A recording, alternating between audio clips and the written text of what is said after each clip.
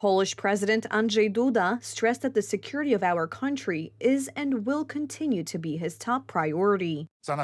There is a full-scale war going on beyond our eastern border, so we must constantly strengthen and modernize the Polish army, strengthen alliances. There can be no turning back from this policy. Poland's security has no price. Especially as this year marks two important anniversaries, the 25th anniversary of Poland's accession to the North Atlantic Treaty Organization and the 20th anniversary of Poland's entry into the European Union. The president devoted a significant part of his address to the new government's attack on public media. Andrzej Duda admitted that the new government has the right to make changes in the media, but everything must be done in accordance with the law and the constitution. For the first time in free Poland after 1989, there has been an attempted forceful takeover of public media. Of serious concern, in the president's opinion, are the announcements that the Sejm will adopt further resolutions, which are mere opinions and have no legal force, and are treated by those in power as equal to laws. For my part, there will never be consent to violations of the Constitution, and unfortunately, we are dealing with such a situation. I call on the government coalition to start respecting the principles of a democratic state of law and respecting citizens, regardless of their political views. The legal defectiveness of these actions is pointed out by many other lawyers in addition to the president. This tough stance by the president triggered immediate reactions from politicians in the power camp. 2023 was full of miracles. The last one was the words from the president's address that the Constitution must be defended, the New Year's Eve of dreams. The address of the president was also met with many positive comments. Today we listened to the address of a true statesman. President Andrzej Duda accurately identified the problems and pointed out the culprits violating the Constitution. The president rather showed a positive attitude, which could be described as conciliant, while the prime minister's conduct seems to have been much tougher. It was the prime minister who decided on such a course of action when it comes to the media.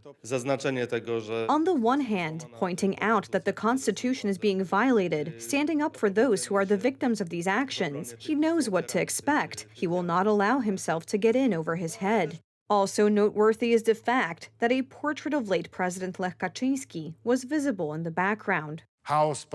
Legal chaos and internal conflict leads to a weakening of our state and, consequently, a weakening of our security. We have already had to deal with such a situation.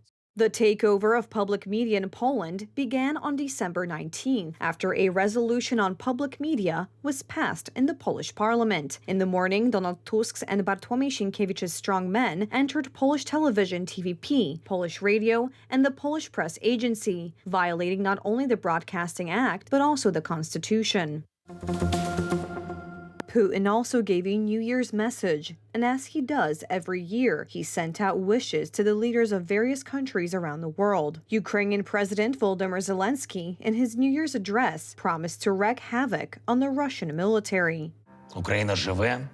Ukraine is alive. Ukraine lives. Ukraine fights. Ukraine advances. Ukraine overcomes the path. Ukraine gains. Ukraine works. Ukraine exists. And altogether, this is not a New Year's miracle, not a fairy tale, not magic, but the merit of each of you. And I want to thank all our people, our strong nation. Wars do not end by themselves. Armies end them, and victory is not received or granted. It is gained. And to this end, today we have to live by the rule: you either work or you fight, because we have the world's largest terrorist organization against us. But I promise you, the one who brings hell to our land will one day see it from their own window. I wish everyone who is still hesitating to make a bold choice next year to defend their own country, to work for it, to help it, to find themselves in their own country, because this is the only place on earth where we can all say that we are at home. Happy New Year, Ukrainians. Happy New Year, Ukraine. Glory to Ukraine.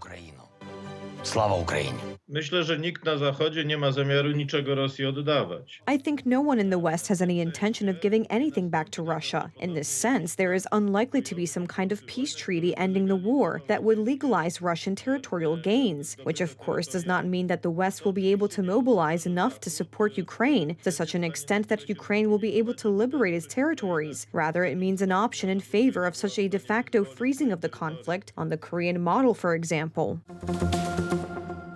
Today, central Japan was hit by a series of more than 30 earthquakes. The largest of these, with a magnitude of 7.6 on the Richter scale, was registered on the Noto Peninsula. A tsunami warning has been issued for part of the territory of just this peninsula. This warning also applies to the eastern regions of Russia and South Korea. An earthquake in the city of Waima, in Ishikawa Prefecture, sparked a fire. In other places, buildings collapsed. It is not yet known if there are casualties under the rubble. Japanese government spokesman Yoshimasa Hayashi reassured at an emergency press conference in Tokyo that no irregularities have been detected in the operation of nuclear power plants.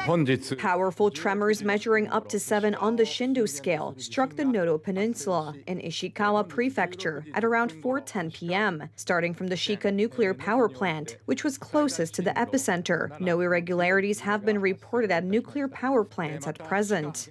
Japan Meteorological Agency spokesman Toshihiro Shimoyama said the earthquake that struck Japan triggered the first tsunami alert since 2011.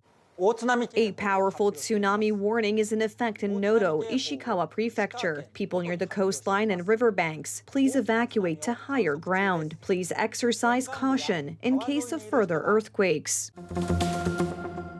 The world welcomed the new year with a mix of celebration and somber reflection. Let's take a look at how places and people around the world bid farewell to 2023 and welcomed 2024.